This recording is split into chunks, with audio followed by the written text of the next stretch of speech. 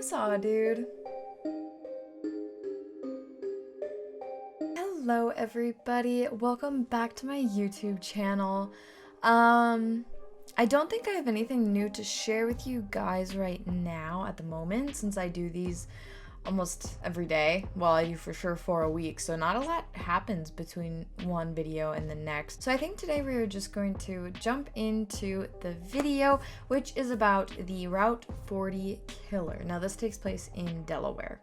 On November 29th, 1987, 23-year-old Shirley Anna Ellis, a nurse, left Wilmington Hospital around 6 p.m. She had taken a Thanksgiving platter to an AIDS patient who was undergoing treatment. Shirley lived in Newark's Brookmont Farms development.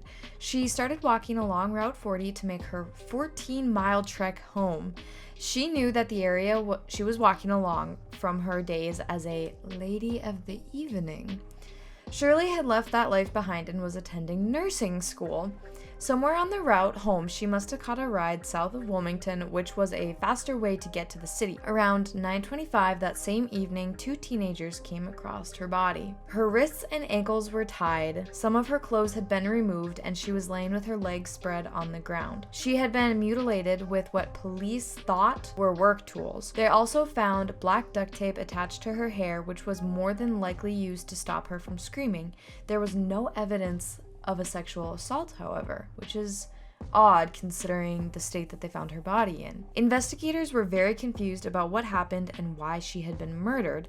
There was no reason for her murder, no angry significant other or anything like that. 7 months later, another body was found. This time it was 31-year-old Catherine Demero.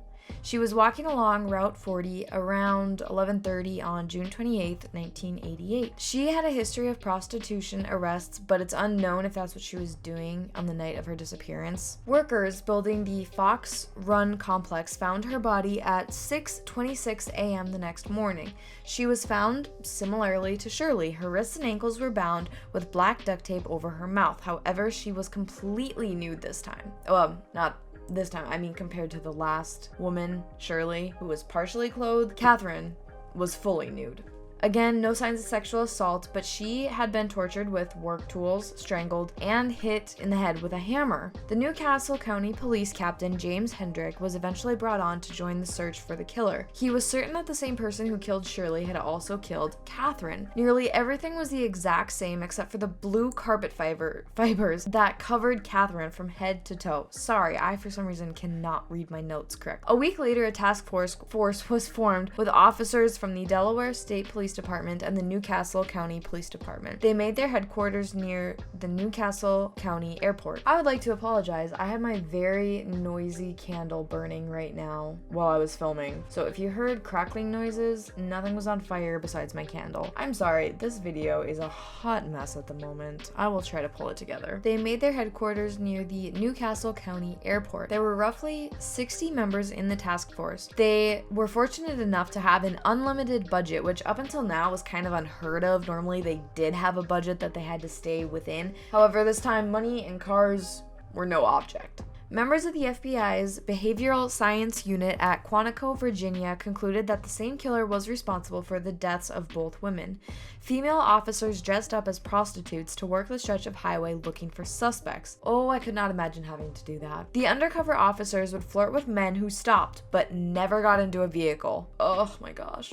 At the same time, other officers were working to identify the fibers that were found on Catherine's body. On August 22, 1988, another prostitute went missing. Margaret Lynn Diner was working along Route 13, which is a major junction of Route 40. Witnesses say they saw her get into a blue Ford van with round headlights driven by a white man. On September 14, 1988, Renee Tashner, a New Castle County officer, had been working along Route 40. Hendrick said, "We had a gamut of people stop for her, doctors, lawyers, and school teachers. At one point, there was a line of 5 or 6 vehicles with men waiting to talk to her." At one point, a blue Ford van drove past, stopped farther down the road, and then turned around. In 20 minutes, Renee estimates that the van drove past her 7 times. When she moved to a more secluded spot, the van drove up to her, stopped, and a white man opened the side door. She noticed right away that the van had blue carpet. She described the man as acting very cold towards her, saying, "He was different than any other person who stopped for me." She recalls, "It was hard to get into a conversation. He wasn't in the moment. He was looking right through me." Thinking that this could possibly be the suspect, Renee rubbed her hand along the carpet and pulled out some of the fibers to be tested, which is incredibly smart and very scary because your hand is now in the van. So like, who's to say that he wouldn't just grab her and pull her in, you know? The driver demanded that she get in the van, but she refused. She made an excuse about being tired from partying all day and just needing to rest. Very smart. While she was talking to him, Hendrick ran the plates of the van and found that it was registered to Stephen Brian Pannell, an electrician with no criminal record. Investigators received a search warrant on Pannell so they could follow him. On September 16th, 1988, Michelle Gordon, 22 years old, a known prostitute, went missing and was last seen on Route 40 and getting into a blue Ford van. Luckily, though, this time someone else did see the abduction happen and she recognized Gordon and Pannell. 3 days later, 26-year-old Kathleen Meyer was last seen hitchhiking along Route 40. She accepted a ride from a man in a blue Ford van. An off-duty officer saw Kathleen accept the ride and wrote down the license plate number, knowing about the van's connection to the murders, and it was in fact Stephen Pannell's. The task force was very closely watching him. Tashner sat next to him at a stakeout at a Moody Blues concert. Pannell's daughter approached her to ask for a donation to a school fundraiser even. So this man had a child, for sure one that we know of. On September 20th, 1988, Michelle Gordon's body washed up on the banks of the Chesapeake and Delaware Canal. Michelle was a cocaine addict and the only victim who died while being tortured. Later on during trial, the medical examiner would explain that this was due to her heart not being able to withstand the shock of her beating due to the cocaine in her system. A search warrant was approved to search Pannell's van by the Delaware Attorney General Charles Oberle. Pannell was pulled over during a routine traffic violation and appeared in court to pay his ticket. He was detained this way. Though it happens infrequently, it is legal to obtain a suspect in this manner, like getting them for a traffic ticket and then when they come in to pay it, just containing them then. Police then searched his van and found tons of evidence. They found that the carpet fibers did in fact match those found on the victims, as well as hair and blood samples along with the same brand of duct tape used on Shirley and Catherine. His torture kit that they found contained pliers, handcuffs, a whip, knives, needles, and other restraints. Exactly 1 year after he killed his first victim, on November 29th, 1988, an arrest warrant was issued for Stephen Brian Pannell. He was charged with murdering Shirley Ellis, Catherine Demero, and Michelle Gordon. He stayed quiet while evidence continued to mount against him, which is his right to do. During the same month, Margaret Lynn Finner's body was found near the Chesapeake and Delaware Canal. However, the cause of death could not be confirmed since the body was in such an advanced state of decay. At the time of this trial, there were only 2 other cases in the US where DNA evidence was used in a criminal trial. Pannell was said to be very cold during the trial and even made jokes at the expense of his victims, like jokes about them and the fact that they were just prostitutes. Despite how unlikable he was during the trial, the jury still took 8 days to review the evidence. This was the longest deliberation in Delaware legal history. On November 23rd, 1988, which is Thanksgiving, the jury reached a verdict. The jury foreman said that the jury found Pannell guilty and convicted him of murdering Ellis and Demero, but they were deadlocked on the Gordon case. The jury, however, also deadlocked on the death penalty. In 1990, Pannell was sentenced to 2 life sentences. He did, however, try to appeal. His attorney tried to say that getting the fibers from his van was an unconstitutional way of doing it and yada yada yada. However, it didn't stick. Due to the new evidence, he was indicted for the murder of Meyer and Gordon.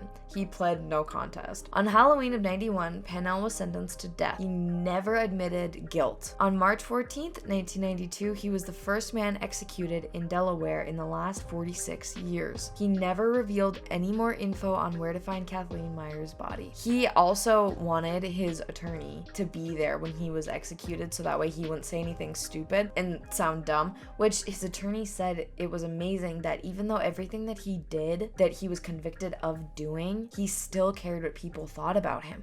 So he had to be just a little bit on the conceited side to worry so much about what other people thought. I think that it's really sad that stuff like this happens to women, regardless of their job, regardless of what they're doing. Like, it's sad that they do tend to be targeted when they are sex workers or something of the sort. It is sad that people think that they're less than and that they can be killed with just like no problem, and it's just fine to do that, because it's not. A person's a person's a person, you know? However, that is the case that I have for you guys today. If you want to read more about it, again, I do have the links in my case sources down below in the description box. But other than that, that is it for me today. If you guys would like, please comment cases that you would be interested in hearing more about in the comments down below, because I want to try to cover ones that you guys want to hear about. And if you are new to my channel, I try to just give you the major points of these cases. I just try to make it sweet and to the point, so that way you get the gist of what happened and you're a little bit more informed in a very quick, 10 to 20 minute YouTube video. Thank you guys so much for watching, and I will see you in my next video. Bye guys. Sound sync now. Oh, I should do a thumbnail now with the lights again. GoPro, stop recording.